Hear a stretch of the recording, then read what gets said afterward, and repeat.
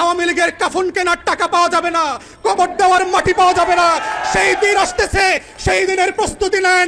ফেরাউনদের লাশ কোন নদী থেকে ডুবুরিকে দিয়ে উঠানো হয় নাই, এই ফেরাউনদের লাশও বাংলাদেশের মানুষ ডুবুরি দিয়ে উঠাবে না, কোনো হুজুর জানাজা পড়বে না, কোনো কবর এই লাশ নেবে না। সেই দিনের অপেক্ষায় বাংলাদেশের 20 কোটি মানুষ। আমি আগামী বছরে একটা সুন্দর নির্বাচন দেখতে চাই, বিএনপি দেখতে চাই না, আওয়ামী লীগও দেখতে চাই না, একটা নিত্যনতুন সরকার দেখতে চাই। নতুন হত্যা এবং মানবতা বিরোধী অপরাধে জড়িত ছিল তাদের রাজনৈতিক কর্মকাণ্ডকে নিষিদ্ধ করা হয়েছে।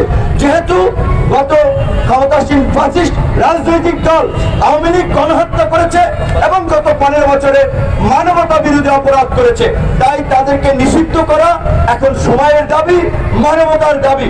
তাই আমরা আওয়ামী লীগকে রাজনৈতিকভাবে নিষিদ্ধের দাবি জানাচ্ছি। হ্যালো, আসসালামু আলাইকুম সম্মানিত দর্শক শ্রোতা মণ্ডলী, আশা করছি আপনারা অনেক ভালো আছেন। তো দেশ এবং প্রবাস থেকে আপনারা যারা আজকে ভিডিওটি দেখছেন, গুরুত্বপূর্ণ আলোচনা করা হয়েছে। চলুন আমরা ভিডিও স্ক্রিনে চলে যাই, তারপরে বিস্তারিত আলোচনা করব এই সম্পর্কে। গতকালকের এই শ্রাদ্ধের আয়োজনে আমরা দেখেছি পিছনের অর্ধেক সিট খালি পড়ে আছে। প্রধানমন্ত্রীর মিটিংয়েও কেউ যাবার প্রয়োজন মনে করে না, এমপি মন্ত্রী বাটপাড়িদের সাথে একাকার হয়ে কেউ চেয়ারে বসবার প্রয়োজন মনে করে না, কারণ জনগণের এতটুকু সম্মান বোধ আছে। আমি রিক্সা চালায় খাবো, সিএনজি চালায় খাবো, তারপরও ঘসিটি বেগম আর মির্জাফরদের সাথে এক চেয়ারে এক মঞ্চে বসবো না। এটাই হচ্ছে বাংলার মানুষের স্বাধীনতার স্পিরিট। পলাশির প্রান্তর থেকে 260 বছর পরে হলো নতুন করে এই দেশের মানুষ আবার জাগবে, আবার প্রতিবাদ করবে। বিসমিল্লাহির রহমানির রহিম। প্রিয় দেশবাসী, আসসালামু আলাইকুম। আপনারা দেখেছেন আওয়ামী ইস্ট ইন্ডিয়া কোম্পানির নেতৃত্বে গতকালকে পদ্মা সেতুর সমাপনী কার্যক্রমের এক শ্রাদ্ধ আয়োজন করা হয়েছিল বাংলাদেশের জনগণের ট্যাক্সের টাকায়। পৃথিবীর দুনিয়াতে বিভিন্ন জায়গায় আমরা দেখেছি প্রকল্প উদ্বোধনের নামে বিভিন্ন অনুষ্ঠান করা হয়, কিন্তু প্রকল্পের যে আবার সমাপনী অনুষ্ঠানের নামেও নতুন করে দেশের টাকা লুটপাট করা যায়, এইটা শুধুমাত্র আওয়ামী ইস্ট ইন্ডিয়া কোম্পানির মির্জাফর আর ঘসিটি বেগমদের জমানায় সম্ভব ছিল। পলাশির প্রান্তরে যারা বাংলাদেশের স্বাধীনতার সূর্য ডুবিয়ে দিয়েছিল, সে রবার্ট ক্লাইভ, জগৎ শেঠ, উমিচাঁদ, রায়েদুল্লভরা আজকে হাসছে যে মির্জাফর আর ঘসিটি বেগমরা 2024 সালে বাংলাদেশে বসে পলাশির প্রান্তরের সেই সূর্যকে ডুবানোর ইতিহাসকে পর্যন্ত ডুবিয়ে দিয়েছে।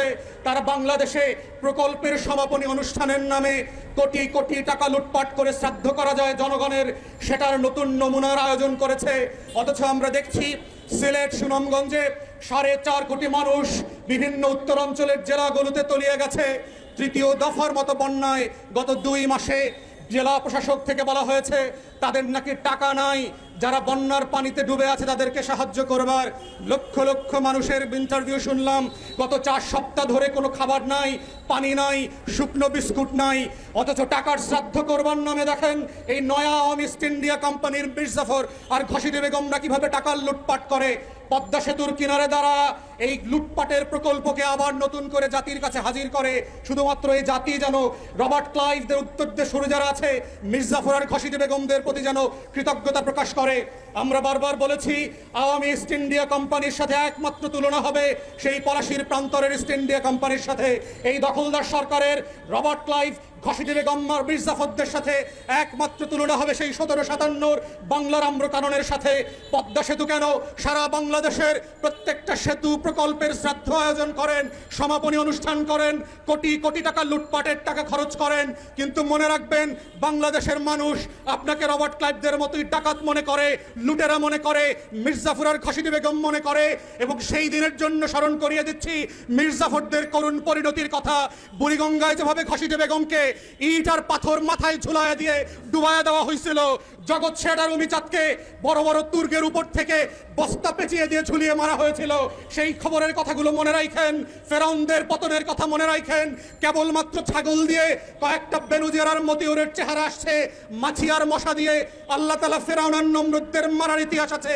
বাংলাদেশের ঘসিটি বেগমদের মৃত্যু আগামী 200-250 বছর এই জুলুমের জন্য, এই জমানার জন্য, এই জমিনের জন্য উদাহরণ হয়ে থাকবে। তাই শ্রাদ্ধ আয়োজন করতে পারেন, কিন্তু মনে রাখবেন তা দিয়ে আপনার 2 পয়সার লাভ হবে না। গতকালকের এই শ্রাদ্ধের আয়োজনে আমরা দেখেছি পিছনের অর্ধেক সিট খালি পড়ে আছে। প্রধানমন্ত্রীর মিটিংয়েও কেউ যাবার প্রয়োজন মনে করে না। এমপি মন্ত্রী বাটপাড়িদের সাথে একাকার হয়ে কেউ চেয়ারে বসবার প্রয়োজন মনে করে না, কারণ জনগণের এতটুকু সম্মান বোধ আছে। আমি রিক্সা চালায় খাবো, সিএনজি চালায় খাবো, তারপরও ঘসিটি বেগম আর মির্জাফরদের সাথে এক চেয়ারে এক মঞ্চে বসবো না। এটাই হচ্ছে বাংলার মানুষের স্বাধীনতার স্পিরিট। পলাশির প্রান্তর থেকে 260 বছর পরে হলো নতুন করে এই দেশের মানুষ আবার জাগবে, আবার প্রতিবাদ করবে। যদি মনে করে থাকেন পুলিশের গাড়ি দিয়ে, ভেহিকেল দিয়ে, কানন দিয়ে, র্যাবের গুম খুনের ইতিহাস জমা করে, বিডিআর দিয়ে, সেনাবাহিনী দিয়ে বাংলাদেশের 20 কোটি মানুষের স্বাধীনতার সম্ভাবনা আকাঙ্ক্ষাকে হত্যা করবেন, বোকার স্বর্গে বাস করছেন। বাংলাদেশের মানুষকে চেনেন নাই। তারা নতুন করে যখন জাগবে, আওয়ামী লীগের কাফন কেনার টাকা পাওয়া যাবে না, কবর দেওয়ার মাটি পাওয়া যাবে না। সেই দিন আসতেছে, সেই দিনের প্রস্তুতি নেন। ফেরাউনদের লাশ কোন নদী থেকে ডুবুরিকে দিয়ে উঠানো হয় নাই। এই ফেরাউনদের লাশও বাংলাদেশের মানুষ ডুবুরি দিয়ে উঠাবে না, কোন হুজুর জানাজা পড়বে না, কোন কবর এই লাশ নেবে না। সেই দিনের অপেক্ষায় বাংলাদেশের 20 কোটি মানুষ। তাই আমরা মনে করিয়ে দিচ্ছি, যত শ্রাদ্ধ করেন, যত লুটপাট করেন, যত পদ্মা সেতু আর মেট্রো রেল বাঁচান, বাংলাদেশ মির্জাফরদেরকে আগেও ক্ষমা করে নাই, এখনো করবে না, ভবিষ্যতেও করবে না। সবাইকে অসংখ্য ধন্যবাদ। আসসালামু আলাইকুম। আমি আগামী বছরে একটা সুন্দর নির্বাচন দেখতে চাই। বিএনপি দেখতে চাই না, আওয়ামী লীগও দেখতে চাই না। একটা নিত্যনতুন সরকার দেখতে চাই। নতুন একটি সরকার আসলে বাংলাদেশের সংস্কার কি সম্ভব হবে? দুর্নীতি, মাদক, সন্ত্রাস মুক্ত হবে কি বাংলাদেশ? সরকার চাইলে সব পারে, এমন কোনো কাজ নেই যে সরকার চাইলে পারে না। অতএব আমাদের জনগণ সতর্ক হতে হবে, জনগণ ঠিক থাকতে হবে, তাহলে সরকার ওই কাজটা করতে কামিয়াব হবে। এটা হচ্ছে গণতান্ত্রিক স্বাধীন দেশ। কেন এখানে সবারই সমান অধিকার। সে একজন নেতা, এদেশের বঙ্গবন্ধু স্বাধীনতা, স্বাধীন রাষ্ট্রীয় ভাষা, স্বাধীন দেশ। উনি তো 100 বারই রাজনীতি করতে পারবে, ওনাকে কে ঠেকাবে?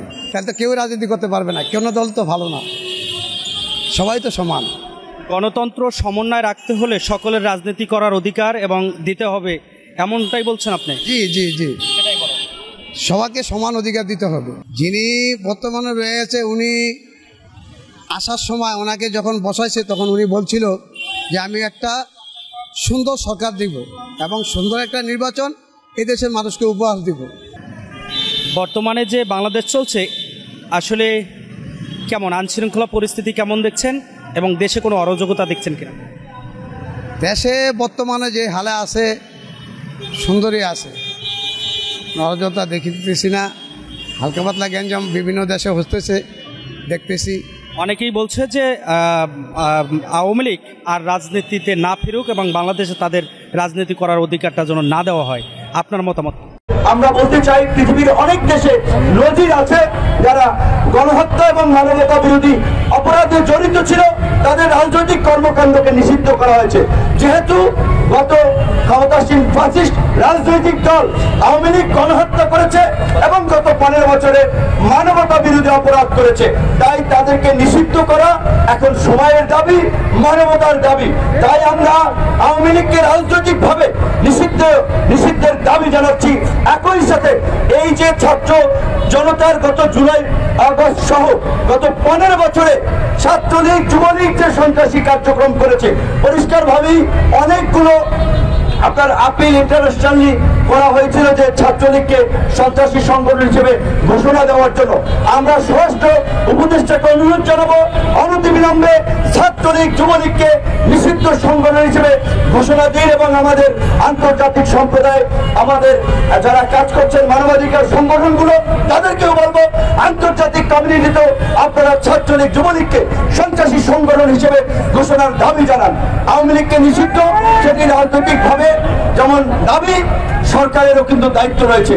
এই সরকার যেমনি ভাবে জামাতের নিষেধাজ্ঞা প্রত্যাহার করেছে, যেটি আওয়ামী লীগ নিষিদ্ধ করেছিল, এই সরকারকে আওয়ামী লীগকে নিষিদ্ধ করতে হবে। এটা আমরা করছি না, এই চর্চা শেখ হাসিনা করেছেন। এই যে শেখ হাসিনা এবং তার দোসরদের গণহত্যাকারীদের বিচারের জন্য আন্তর্জাতিক অপরাধ ট্রাইব্যুনাল কিন্তু শেখ হাসিনাই করে গেছেন। কাজী এখন আর নতুন করে আইনের প্রয়োজন নাই। শেখ হাসিনার করা আইনে যদি আপনারা বিচার করেন, দ্রুত সময়ের মধ্যে সেই বিচার সম্পন্ন করা যায়। আমরা আগামী 6 মাসের মধ্যে এই জুলাই আগস্টের গণহত্যার বিচার দাবি করছি বাংলাদেশের আন্তর্জাতিক অপরাধ ট্রাইব্যুনাল, এই ট্রাইব্যুনালের মাধ্যমে। অনতি বিলম্বে ছাত্র জনতার এই আকাঙ্ক্ষাকে প্রাধান্য দিয়ে আইন উপদেষ্টা সেই পদক্ষেপ নেবেন, আমরা সেই প্রত্যাশা করি এবং বাংলাদেশের জনগণের প্রতি আমরা একটা আহ্বান রাখতে চাই। 75-এ শেখ মুজিবুর রহমানের মতো একজন এরকমের বড় নেতা, একজন অবিসংবাদিত পুরুষ সেই সময় মুক্তিযুদ্ধে আপনার নেতৃত্ব দিয়ে তিনি হয়েছিলেন। তার মৃত্যুর পরে আপনারা লক্ষ্য করেছিলেন থমথমে পরিস্থিতি ছিল, কিন্তু 75-এর পরেও কিন্তু অনেকগুলো কু পাল্টা কু হয়েছে 75 থেকে 81 সাল পর্যন্ত। কাজেই এখন আপনারা ভাবছেন আমরা ছাত্র জনতা ফ্যাসিস্টের পতন ঘটিয়ে নতুন সরকার গঠন করেছি, আমাদের সরকার ক্ষমতায় আছে, এখন আমাদের ঝুঁকি যায় নাই। এখনো কু পাল্টা কু, বিপ্লবের পরে প্রতি বিপ্লবের নানান ধরনের ষড়যন্ত্র করা হচ্ছে। কাজেই এই দুর্বৃত্তদের বিরুদ্ধে আমাদেরকে সজাগ দৃষ্টি রাখতে হবে। এদের কাছে যে লক্ষ লক্ষ কোটি অবৈধ টাকা রয়েছে, এই টাকা তারা দেশ অস্থিতিশীল করার কাজে ব্যবহার করছে। অনতিবিলম্বে আমরা বাংলাদেশ ব্যাংকের গভর্নরের কাছে অনুরোধ জানাবো, এই সরকারের বিনা ভোটের এমপি, মন্ত্রী এবং এই আজিজ বেনজিরদের মতো চরিত্রহীন দুর্বৃত্ত আমাদের অ্যাকাউন্ট ফ্রিজ করা এবং অনতিবিলম্বে দুর্নীতি দমন কমিশনের পুনর্গঠন করে দুদককে শক্তিশালী করে এই কালো টাকা উদ্ধারের জন্য অভিযান চালানো।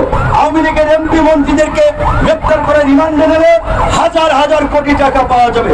এই মুহূর্তে যে ফাইন্যান্সিয়াল ক্রাইসিস, সেটা রিজলভ করার জন্য দুর্নীতিবাজদের বিরুদ্ধে একটা শক্ত অভিযান পরিচালনা করা দরকার।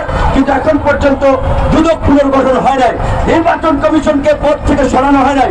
এই নির্বাচন কমিশন এই শেখ হাসিনার ফাঁসিবাদের সহযোগী ছিলেন, তারা শেখ হাসিনার এই একতরফা নির্বাচনগুলোকে বৈধতা দিয়েছেন। কাজেই যারাই এই ফাঁসিবাদের সহযোগী ছিলেন, এই অপকর্মের সাথে জড়িত ছিলেন, তাদের প্রত্যেককে বিচারের মুখোমুখি করতে হবে। একই সাথে আরো একটি বিষয় আমাদেরকে আমলে নিতে হবে। আজকে আমরা পুলিশ কিংবা প্রশাসনে ধারাবাহিকভাবে সবাইকে যদি রাজনৈতিক তকমা দিয়ে আমরা চাকরিচ্যুত করার দাবি জানাই, চাকরিচ্যুত করা হয়, সেটা আর একটা সংকট তৈরি করবে।